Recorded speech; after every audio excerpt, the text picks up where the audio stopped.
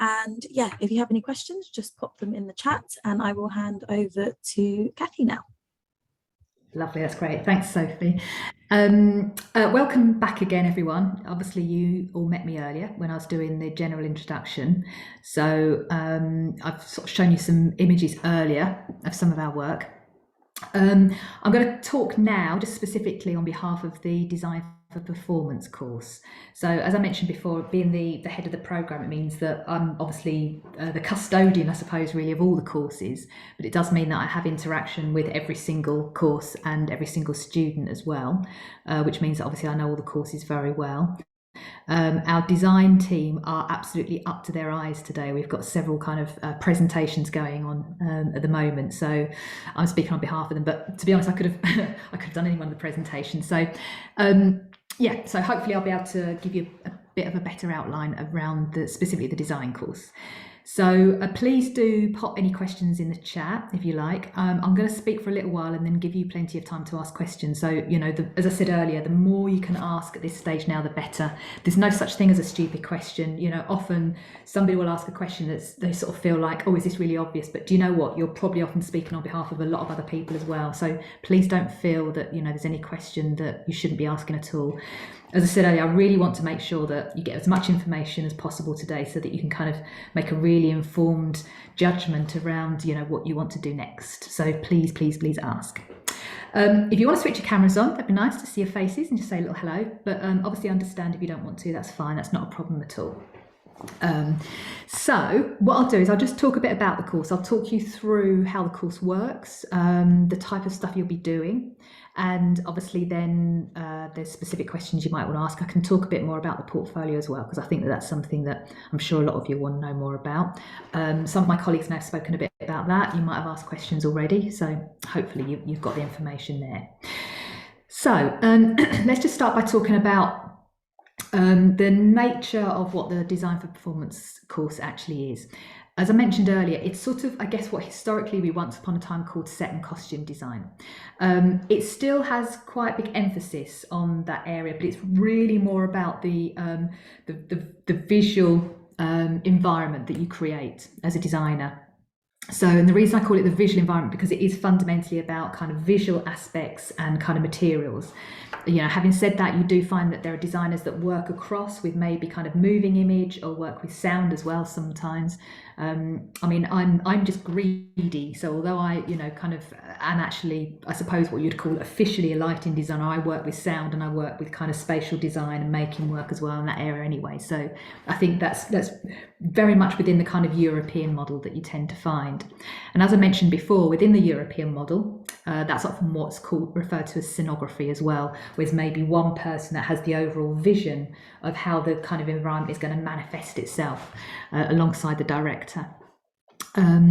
So yeah, so that's kind of what it is. It's the environment, it's creating the environment. I think also the other thing you'll find is that the more that we've moved outside of theatre buildings, the more that we've moved into maybe outdoor spaces or found spaces, site-specific spaces, the more you tend to find that there's a real kind of fluidity between the different media that designers are using as well.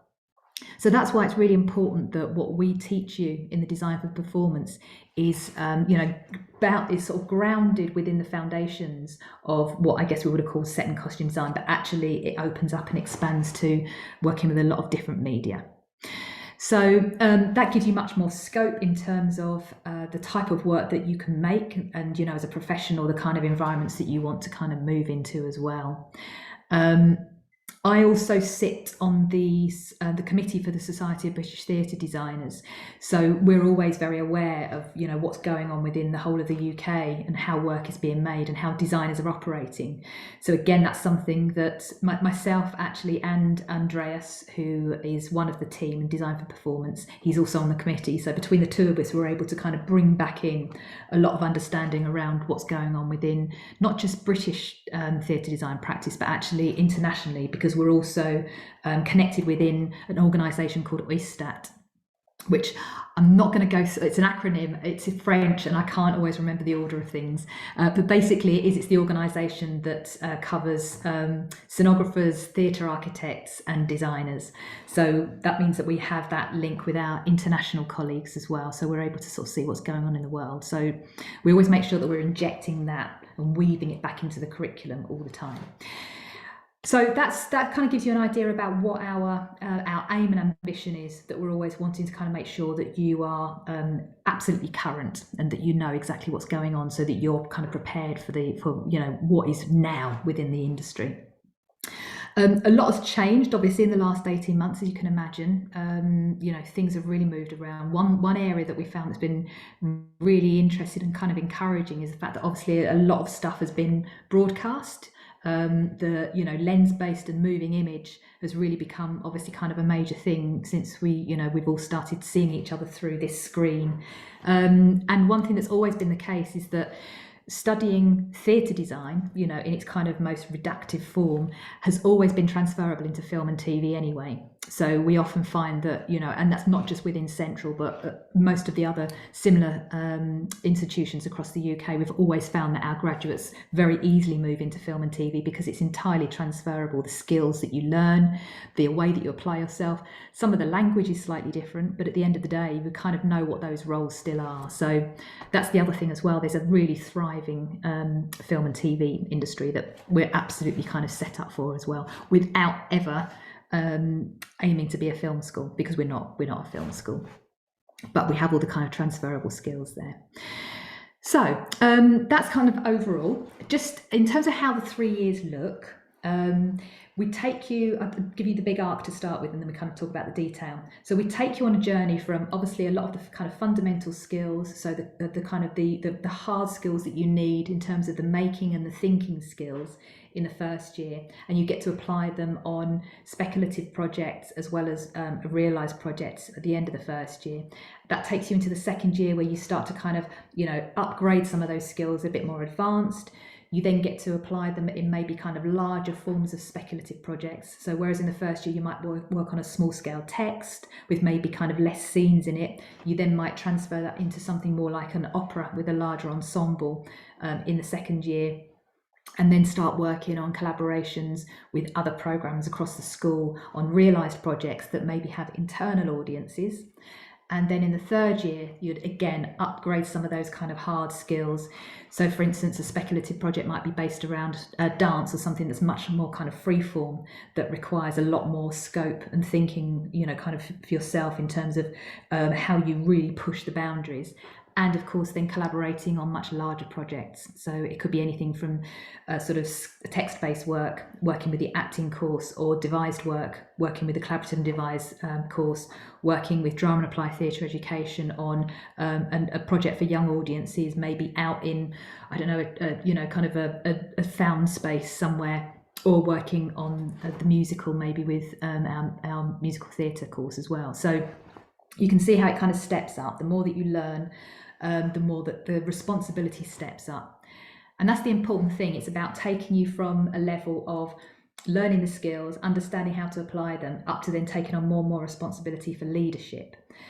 Because working as a designer, you find yourself in actually a very, it's actually a huge position of responsibility, because the designer and the director are actually really kind of the two most significant roles that you could undertake when you're making a piece of collaborative work like theatre or dance or opera or music or whatever it might be.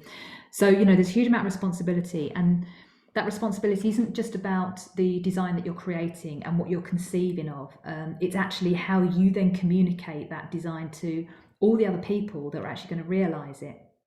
So when I was talking before in the introductory session about all the different kind of families that we have within the programme, if you're designing a show maybe in the third year, then you are also responsible for communications with the painters, with the constructors, with the prop makers, with costume makers, with lighting, with sound, with the director, maybe with choreography. So suddenly actually your responsibility to your design becomes quite a big deal, because you're having to communicate with so many other people, and you're having to articulate what you need from them as well in how you want things made. Because actually, and I know this sounds quite bizarre, but if you have a model box that kind of shows something very clearly, that moment that you suddenly see it for the first time in real life, the success of that and how closely that works according to your initial model is based on how well you communicate all of your ideas and information. So it is a big responsibility, which is why we have to be really careful about making sure that we're stepping you through that process in a way that's at a good pace for you, that's not too fast, not too overwhelming, but at the same time making sure that we challenge you as well, because that's what you need as a designer, to be challenged. So the idea of being challenged kind of leads me on to the next thing, which is really to talk a bit more about the kind of person you are if you want to be a designer. And hopefully, I would imagine that maybe a number of you have been to the craft session that Caroline did just before this, because it may well be that some of you are still thinking about whether maybe you're more of a maker or more of a designer. So hopefully Caroline was able to outline a lot more around the kind of the philosophy behind what interpretation and making actually is. So let me just do a little bit around design itself. Design is very much about the kind of conceptual thinking around ideas. So if you're the sort of person that really enjoys that process of having an initial stimulus that you then have to respond to and think about how you change that into the storytelling that becomes the environment in which the actual piece happens, and that's the bit that really gives you the thrill, that's the bit that you really enjoy, then that's what being a designer is about. If you much prefer the bit where actually that idea exists already and you're then taking elements of it and you're actually fabricating and making that's probably where you are more of an interpreter. So that's maybe where construction, painting, prop making and costume absolutely might be your area. So have a think about that, have a think about kind of which of those type of people you are. Do you love the conceptual thinking more, or do you love the making and fabricating more? Now, that's not to say that designers don't necessarily make their own work, and certainly when you're probably in early stages, when you're first emerging as a designer, you often find yourself in a position where you are building bits of set in your back garden and stuff, because we've all been there when you're working on small scale work, when all of you are kind of really doing things on a shoestring, and you might be possibly, I don't know, making a piece of work that you're taking to somewhere like the Edinburgh Festival. Then yes, you do find yourself in a position where you're making everything as well as designing. So it's not to say that it's not important and valuable for you to learn some of those things as well.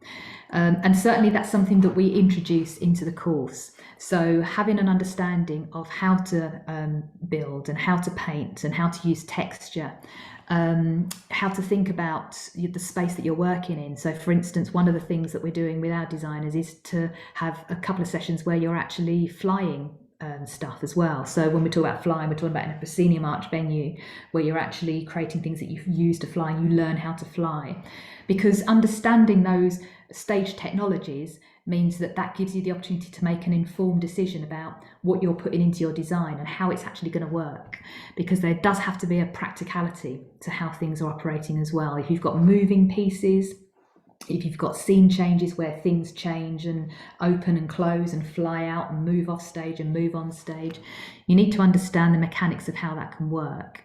So actually having some of those practical skills is really important. So we inject those things in there as well. So the conceptual thinking is really important, having an understanding of how things are fabricated, but not necessarily having the kind of really fine skills of fabrication as you would within the craft areas, understanding kind of how stage technologies work in order to inform your design. And also kind of having an understanding of other areas as well. So working closely with lighting designers and sound designers to know just how the space can be imagined. So a good example, I think I mentioned to you earlier that I've just finished a piece of work, a project that at a theatre near to me here. And I was brought in very early as a lighting designer because the set designers needed light to be an inherent part of the space and of the actual set itself, because it wouldn't work without it. So there was lighting actually embedded within the set and activating the set. And the same with the sound designer as well. He created a soundscape that worked all the way through the whole thing. It's like a film score. So we were brought in very early on. And that's the thing, that's where you get a really kind of good collaborative mix there, where the different elements of set, costume, maybe moving image, lighting and sound all work together in harmony to help create that environment in which the piece works. So That's the other thing, understanding each other's disciplines. And our third year design for performance students and lighting design students actually occupy the same space in our design studio as well. So they're working together, they're literally sitting next to each other, working alongside each other as well. So that fosters that kind of really kind of fertile mix of thinking. So we kind of build that into the very geography of where you're working as well. The other thing that's important increasingly more and more, and I'm sure that most of you will be aware of this just in your own education currently, is the use of digital tools as well. So digital design, so computer aided design through how you draw, how you render, how you fabricate. So that's another thing that we've got running right through as a very, very kind of bold and strong ribbon right through the design course from first year up through to the third year. So we introduce you to drawing tools and packages in the first year, some of which you might be familiar with already, some of which maybe you haven't used. So you, as a student, you have free licenses that are given to all of you for our Adobe Cloud package, the Creative Cloud package. So obviously Creative Cloud includes Photoshop, which is one of the main ones that you use, Illustrator, there's a whole package of kind of moving image packages as well in amongst it. So you get to use that. We introduce you to that. We also introduce you to SketchUp as the first starting point of how you actually create 3-dimensional and 2-dimensional drawings, which we then convert into using AutoCAD, which is a more advanced drawing package, which is industry standard right across all sort of design forms. We introduce some filmmaking as well and working with video. So one of our team in the design course, Simon Danger, he actually works a lot with manipulating moving image. So you actually get to kind of work with him as well on moving image within design. And also things like 3D printing and cutting as well. They're obviously things that I'm sure that you're using yourselves, but they're all digital tools are becoming increasingly more and more important. And actually, as graduates, often working as assistants with more established designers, some of the main skills that you need going to work as assistants are working with CAD packages, and actually often you're doing a lot of the drawings, and also model making as well. So those are the kind of digital tools, digital packages, but certainly the sort of fundamental skills are things like, because we work with scale all the time, so understanding how to work with scale, how to draw with scale. Model making is crucial. Model making is kind of like one of the most significant and important skills for a designer to have. So understanding model making and using that at different levels with different mixed skills and complexities within what you learn.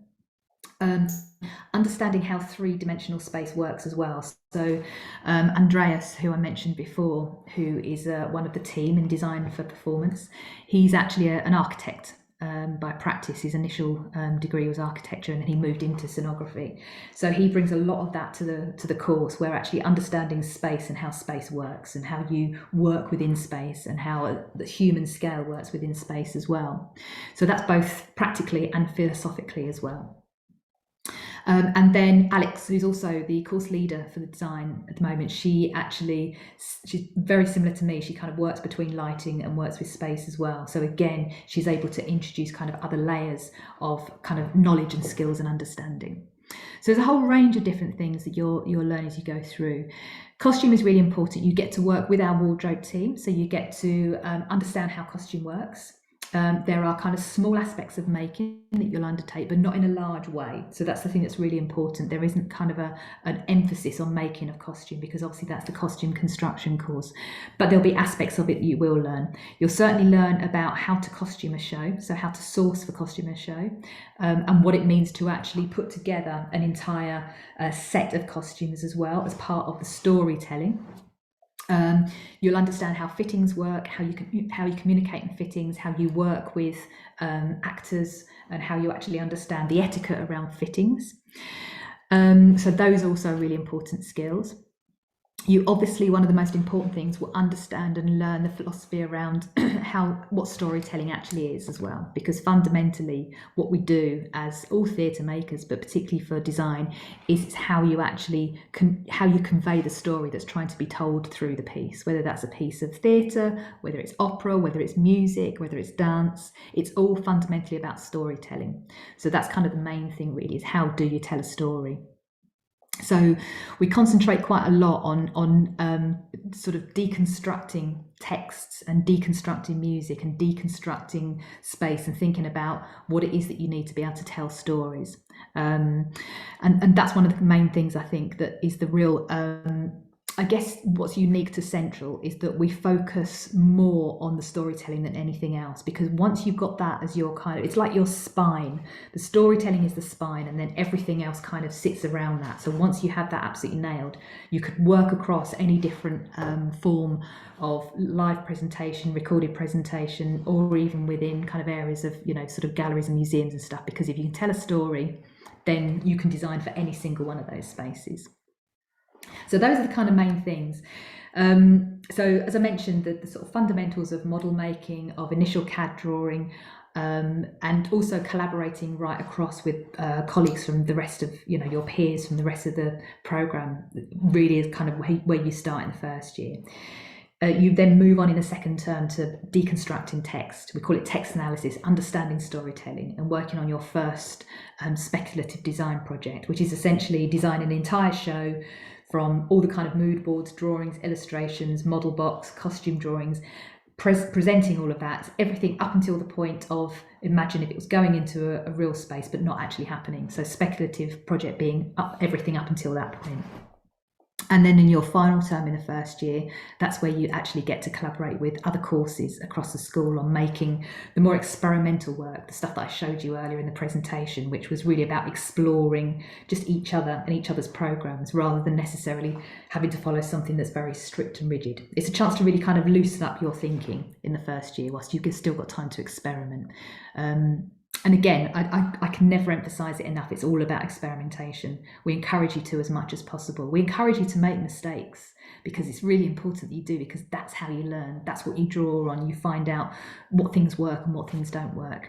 So, you know, that's really important. And you've got the safety net of us around you to enable that to happen. So, you know, that's how we kind of want to treat your 3 years with you, as a playground for that. And then, as I mentioned before, going into the second year, that's where you really start to collaborate further and work with other programs on maybe then stepping up some of that responsibility. So actually starting to take on maybe more senior roles where you are maybe the designer, or you might be working as an assistant designer to a professional designer who might be coming in. So you get to learn from them as well, from their techniques and processes. And then the design course is one of the few courses in the programme that actually do start undertaking placements in the second year as well. So we swap it around, sometimes in the spring term, sometimes in the summer term. So again, you can go out and start exploring different environments in which you want to undertake your placements, and then bring that back and apply that in your next realised work. And throughout the second year, again, you will have a speculative project there. As I explained before, that might be kind of stepping up a bit more. So it might be kind of a larger scale piece. We always, for our speculative projects, we always use actual venues in London, which gives us a chance to take you to the venue so you can see the venue. We often bring in maybe the production manager or technical manager as well from those buildings, so they can actually talk to you as though you were designing in the space. You can have a tour around the space, you get to see it. So you actually feel like a designer going in and working for those organisations and buildings.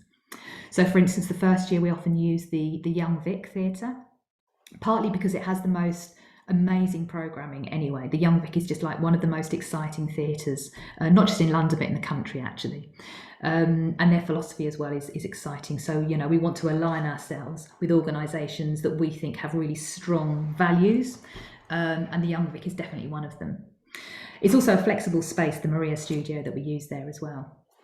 And then often in the second year, we might use somewhere like the either the Hackney Empire or the Almeida Theatre as well. Again, both of which are kind of like slightly larger scale venues. So that sort of takes you through the second year, and then into the third year, where you may or may not undertake another speculative project. This time it might be something that's much more freeform. We often work with choreographers coming in and actually devising and conceiving of speculative projects with you, where you might incorporate lots of different media as well. So it actually becomes something that's much more about, you conceiving of something that's sort of invented in a way. Plus also within the third year, that's where you tend to undertake a lot more of your realised projects, where you might be the head of design on something as well, working with maybe second years as assistants. So you actually then start to take on responsibility for how you organise a team, and that's where you'll certainly be sort of in discussions with a lot more of your other peers in other areas across the programme as well, such as the construction or prop making, that kind of thing.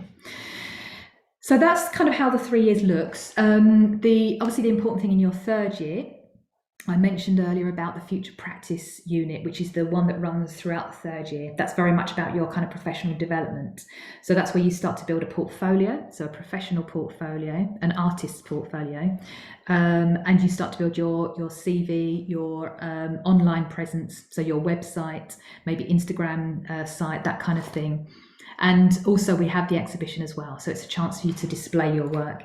And we have a lot of professionals from the industry that actually come and see our exhibition, because of course for them, particularly for designers, they're looking for new fantastic assistants, so they're often coming in doing a little bit of scouting for the next generation of assistants, and therefore then the next generation of designers as well.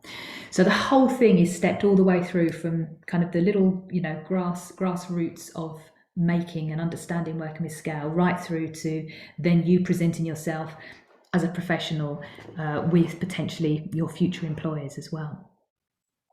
So that's the whole journey of the design course. I hope that gives you a bit of an overview.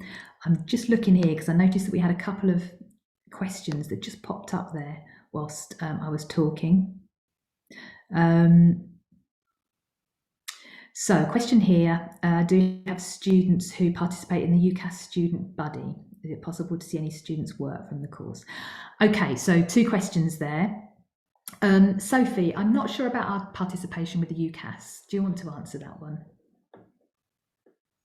About the buddying scheme? I'm not familiar with that myself. Let me just find out for you, and I'll get back to you in a second if you want to move on to the next question. Lovely.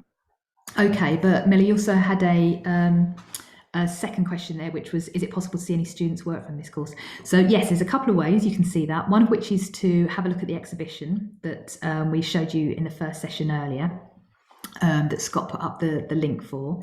So that was the exhibition of all of the work from last year, the students' final work. So that's one place to see the work. And the other way of seeing it is if you're able to come and actually visit us as well, because you'll be able to see the students literally in kind of making their work as well. I think at the moment the plan that Scott and Sophie have is to try and arrange those taster days when we know that there's lots of activity going on, so that you could see the work, and of course most importantly to actually come talk to the students about their work as well. So hopefully that gives you a bit of an idea there. Maya Ray, there's a question here. Could you give examples of different types of jobs or industries graduates could work in? Yeah, I mean, a whole load of different areas really, everything from being, as I mentioned, assistant designers to established designers, model makers, working maybe as assistants and runners on film. I mean, working in areas such as sort of the retail sector as well, which is a massive area actually in terms of designing for display purposes.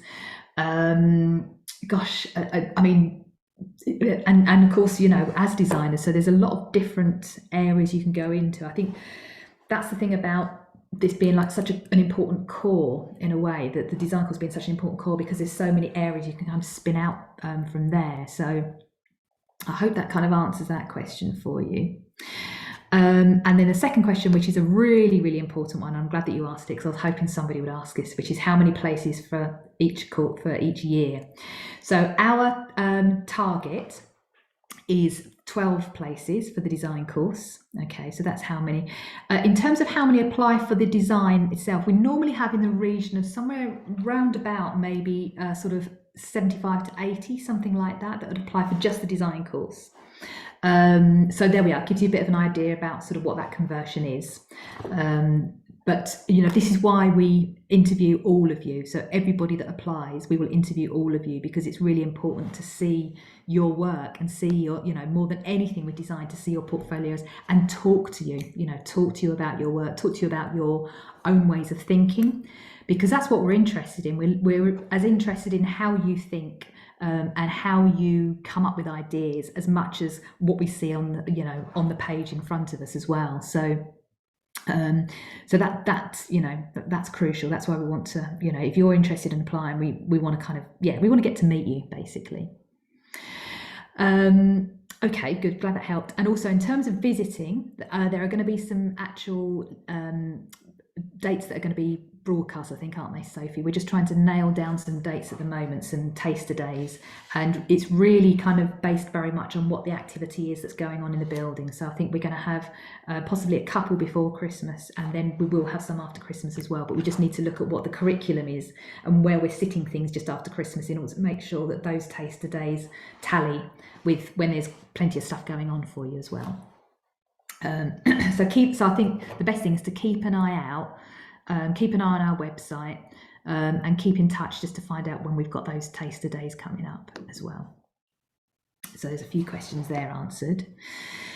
What other questions might you have? By all means, please just unmute yourself and ask. I'll just quickly as well answer the question about UCAS student buddies. So we don't take part in that. It's something we might look into in the future. It's just quite difficult because of differences in hours and things like that when our students are available. What we do recommend is, Kathy was mentioning our taster sessions, but wherever possible, where you can come to these sessions and connect with us, we also do campus tours, and when we do the campus tours, we try to encourage visitors to speak with current students. Those are quite full at the moment, but there'll be new dates announced soon, so just keep looking on the website, because that's another really good way of getting to know Central as well. And the campus tours are often quite small groups as well, aren't they? Yeah, so they're little groups. Yeah, so it means you get a really good sort of bespoke kind of viewing of everything, and obviously you have a chance to ask lots of questions as well. And everyone's always kind of very welcoming, because we like it when visitors come and have a look around, particularly obviously now that we've been in lockdown for so long. To be back in the building and actually have visitors in the building is kind of just delightful again. So I think everyone will be extra welcoming if you come and visit now. So yeah, please do sign up for one of those as well. Obviously, for those of you that aren't London based, it's a bit, we appreciate that it's a bit harder, but I think that it's so, honestly, I can't emphasize enough how important it is for you to go and visit the very places that you're going to potentially be spending 3 years, whether that be with us, whether it be other similar institutions. If wherever possible, please do visit. You just have a gut instinct, and you just know whether it feels right or not. I think that's the thing. You've got to trust your gut instinct as well wherever you go and visit. If somewhere feels sort of a bit weird for you, then and you can't quite put your finger on it, then it's important that you follow that. But if you go somewhere and suddenly you think this is amazing, you've just got to go with that. So yeah. Aaron, you wanted to ask something. Hi. Is there enough time to visit and apply, and where is the best place to apply? Applications are through UCAS. So UCAS is open to apply anytime now. As Sophie says, we're going to have a couple of taste days this side of Christmas, and then we will have some more on the other side of Christmas. But I think the sort of the deadline for UCAS closing date is is a bit weird. Yeah, it's the 26th, the official closing date of January. Yeah. Yes, sorry. Yeah, 20 or what? Yeah, 26th. Yeah. Yeah. It's sort of quite a fluid thing though, isn't it? I mean, we obviously UCAS do have their own deadlines. I mean, we, to be honest, for various reasons, we've had people in the past who obviously have kind of then applied later on. But the reason that UCAS follow that system is because we obviously have to kind of control our numbers. So if we had people just applying throughout the year at any time, then we wouldn't be able to control those numbers. So that's why we do have they do have a deadline. It's actually to support all the universities. But then, you know, occasionally we will find that for whatever reason, somebody might apply at a later date. And then sometimes if we have the numbers available, then we can still kind of interview them as well. So, but I think that to be on the safe side, yeah, following the UCAS deadline is advisable. I probably shouldn't have said that, should I? Probably shouldn't have said that. Oops, I'll get into trouble. Okay, hope that answers your question. Let's see what we've got here is another, thank you, that's another question. Is accepted portfolio of 21-22 still available for application this year? Oh, I see, okay, Chen. Well, yes, I think the important thing about your portfolio is you're always building on it. So that's the thing, I guess. It's making sure that you are building, you know, kind of as you go along, so that we're able to see current work as well. So yes, by all means, don't feel that you have to start again from scratch and somehow pretend that other things don't exist. Everything that's in your portfolio is part of you. So by all means, use the material that maybe you used this last year and then build on that and grow on that as well. So yeah, definitely. And yeah, glad you're interested in applying again. Really pleased about that. That's great. Was there another question there? Yes, let's see, we've got one from Louise here. What do you look for in a candidate? Is it imperative to have a full portfolio on entry? Okay, a really good question that. I think the important thing about what we're looking for, and this is again another reason why we want to interview all of you, is because it's very much, as I explained before, as kind of how you think. You know, what you're fascinated by, what you're interested in, that's as important as kind of what we're seeing actually in your sort of physical, tangible portfolio. So what is it that drives you? And that's the thing that you'll find when we interview you, we'll be asking, you know, we don't have kind of a clipboard with set questions on it, but we do want to find out certain things. And, you know, it's what drives you. What are you excited by? What are you passionate about? What is it that makes you want to do this? You know, what is it that interests you about this as a direction for you, a vocation for you in the future? What is it that's inspired you? Maybe, you know, for all of us, we've all had something that kind of led us in this direction towards this. You wouldn't all be here today if you didn't know that this existed as a potential career for you. So what is it that you know, put that idea in your head in the first place? And also, of course, you know, thinking about the future. What is it? Do you have aspirations towards, you know, certain people whose work you love, or you know, certain types of work that you love? You know, is there something that you've seen that you kind of think, that's the sort of thing I want to be making in the future, or that's the kind of storytelling I want to be making in the future? So that's what we're looking for in you. In terms of your portfolio itself, we don't expect any of you to have the most pristine, finished, you know, amazing, super duper portfolio at this stage, because you're all at different stages and processes still of maybe education that you're in at the moment, or even kind of your own work. There's never such a thing as a complete finished portfolio. We're always evolving and generating more and more. So I think the main thing with your portfolio, as I mentioned before, as well as seeing maybe some kind of finished work, is also seeing process as well.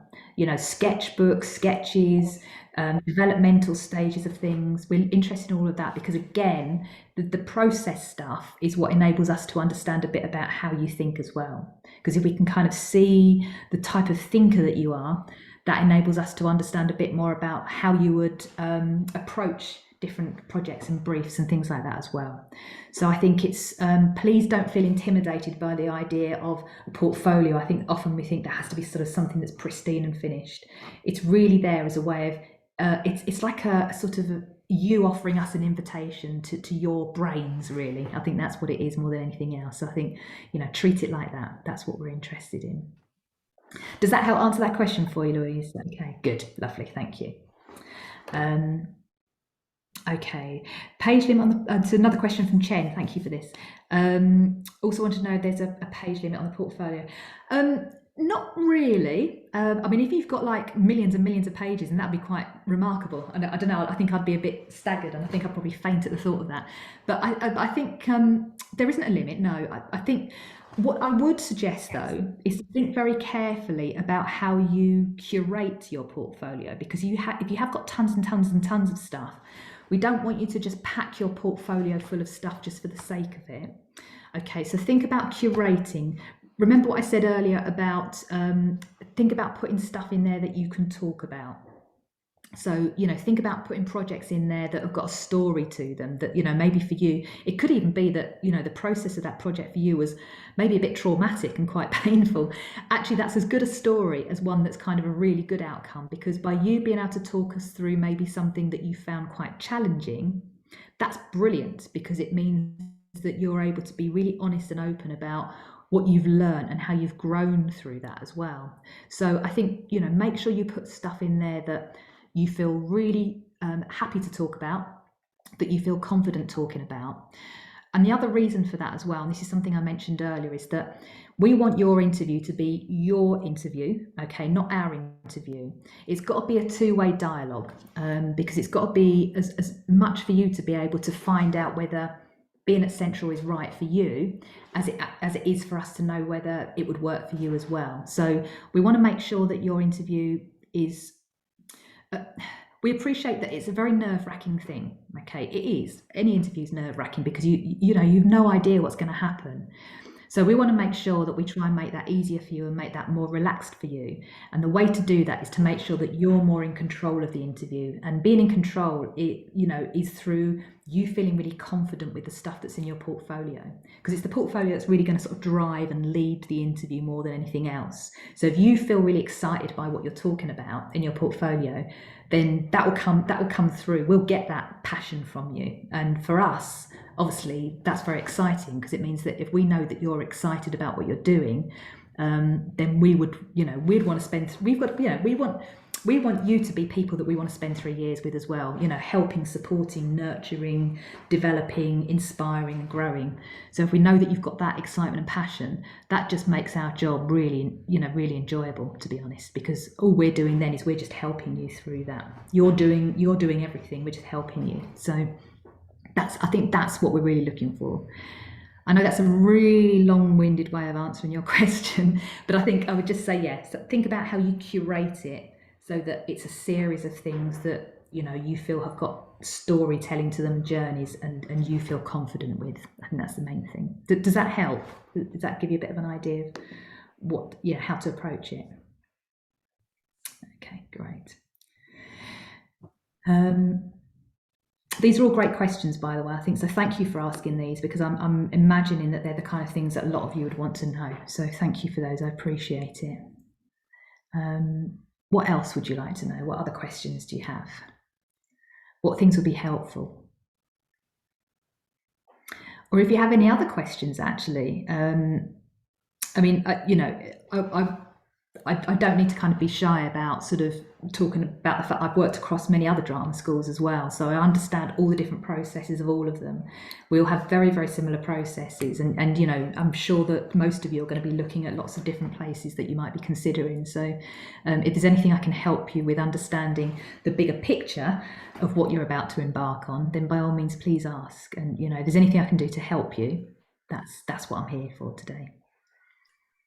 Just to make everyone aware as well that the next session will be starting quite soon. So if you do have a final question, if you could get it in now, don't miss your chance.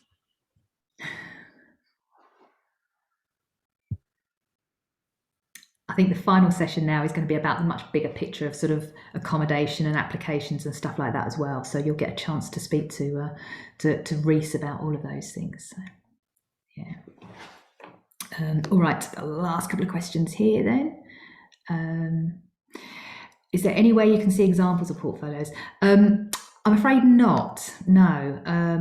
The reason being that obviously kind of we hold them only for the period of time that we're interviewing people, because, they're people's sort of personal work. So I'm afraid that we don't. But I would say that, it might be worth, again, trying to visit if you can, talking to students, finding out what sort of things that they were putting in their portfolios. I think that might be the most helpful thing. But yeah, I'm sorry, we don't actually hold any examples. I think just the main thing I would say is you just got to be yourself. Just absolutely be yourself and put work in there that you're happy with.